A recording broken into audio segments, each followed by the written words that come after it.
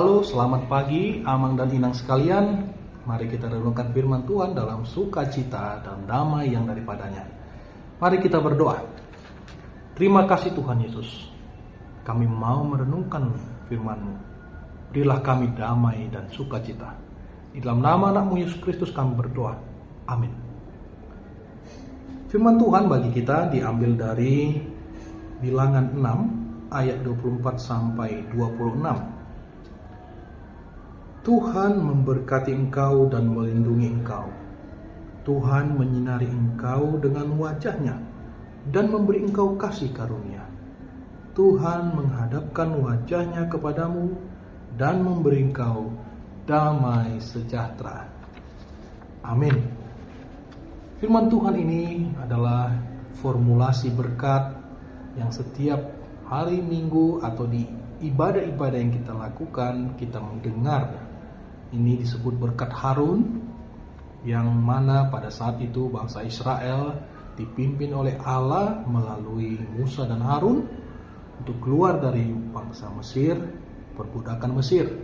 Dan pada saat itu bangsa Israel mengalami pesimis. Mereka takut. Ya, wajar saja. Mental budaknya itu ada. Mereka terbiasa hidup di dalam sistem. Mereka terbiasa hidup dengan urutan yang sudah ditentukan. Namun tiba-tiba setelah sekian ratus tahun, mereka harus menentukan sendiri keputusan kehidupan mereka.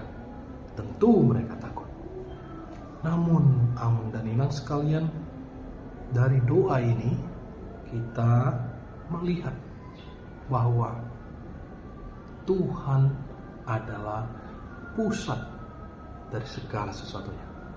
Tuhan adalah penolong satu-satunya. Tuhan melindungi kita. Ini adalah satu firman yang luar biasa. Tuhan memberkati engkau dan melindungi engkau. Tuhan memberikan berkat-Nya kepada kita. Tuhan menjagai kita dalam setiap tetes keringat kita, air mata kita, usaha kita yang kita lakukan dengan sungguh-sungguh. Tuhan memberkati itu semua amanah kita. Tidak ada yang sia-sia. Semuanya Tuhan jawab. Semuanya Tuhan sediakan. Tidak ada yang tidak diperhatikan. Semuanya diperhatikan. Dan ini satu jaminan yang luar biasa. Menunjukkan betapa besar kasih setia Allah kepada kita. Bagi orang yang percaya, yang mau sungguh-sungguh hidup dalam Tuhan, lihat pintu sudah dibuka, jalan sudah disediakan, makanan telah terhidang, kita hanya tinggal menikmatinya. Itu yang terjadi di bangsa Israel. Mereka takut, mereka tidak tahu harus berbuat apa. Bahkan mereka marah sama Musa, sama Harun. Kalian membawa kami ke sini hanya untuk mati. Lebih baik kami tinggal di Mesir, di perbudakan itu. Itu kata orang Israel pada saat itu. Tapi Tuhan tetap membuka hatinya, memberikan pengampunan yang luar biasa, menunjukkan kasih sayangnya kepada orang-orang Israel itu. Kepada kita, saya, Anda, siapapun kita, orang-orang yang tidak mengerti betapa besarnya kasih sayang Tuhan. Tuhan memberkati engkau dan melindungi engkau. Satu berkat yang diberikan kepada siapapun kita. Dan selanjutnya Tuhan menyinari engkau dengan wajah-Nya dan memberi engkau kasih karunia. Apa artinya ini? Dia datang, Amang dan Inang. Dia datang menghampiri kita. Dia hadir di tengah-tengah kita. Di samping kita, di depan. Dia menuntun kita. Dia tinggal diam di dalam jiwa roh kita. Allah sendiri, Allah yang maha kuasa, yang maha besar, yang maha kudus, hadir bersama-sama dengan kita. Ini satu kabar sukacita. Satu kondisi yang luar biasa, Amang dan Inang. Belum tentu orang hebat di Indonesia ini, orang populer di Indonesia ini mau menjumpai kita. Apalagi menjumpai orang pendosa orang yang sangat jahat, belum tentu. Tapi Tuhan, seorang yang kudus, yang menciptakan bumi ini, dia pemilik bumi ini. Sekalipun dia dihina dan diabaikan, tidak diterima dia, tapi dia datang, kamu dan dia. Allah datang dalam diri kita.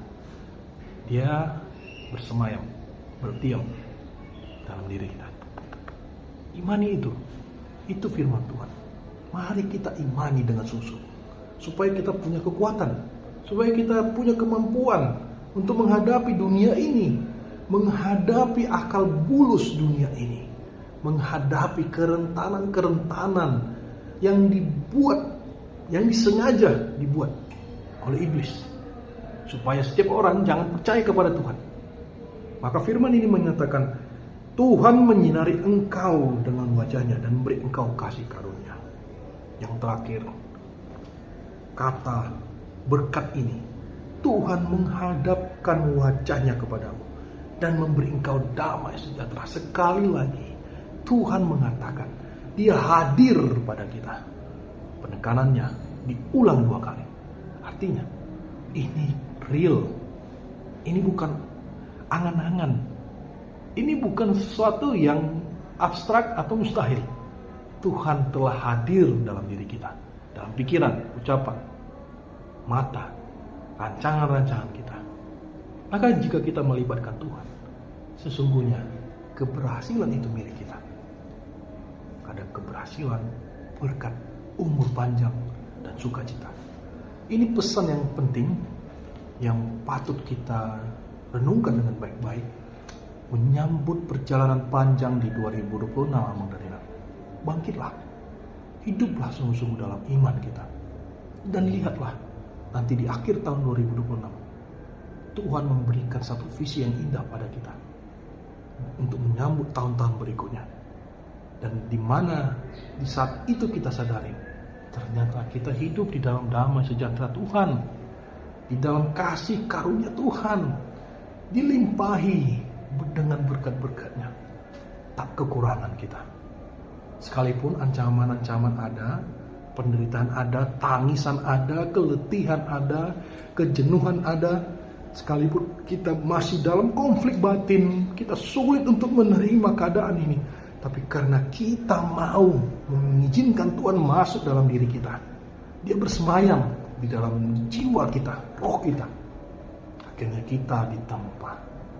Biarkanlah sejarah perjalanan hidup kita hari demi hari yang kita lalui ini hidup di dalam Tuhan, di dalam jalur Tuhan.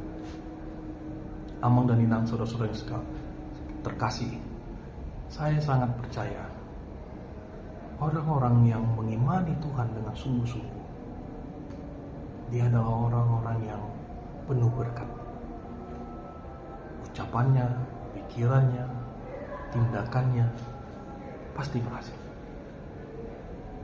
Karena sesungguhnya banyak orang di luar sana yang berdoa, berharap pertolongan dari Tuhan. Dan mereka percaya Tuhan menolong mereka. Barangkali itu berasal dari Anda sendiri. Terimalah dan imanilah Yesus Kristus senantiasa. Amin. Kita berdoa. Terima kasih Tuhan Yesus untuk firman-Mu. Kami terima berkat Tuhan dengan kesungguhan, dengan hati yang merendah, dengan pengakuan atas dosa-dosa kami. Engkau baik Tuhan. Terima kasih. Terima kasih Tuhan. Jadilah kehendak-Mu dalam hidup kami. Dalam nama anak-Mu Yesus Kristus kami berdoa.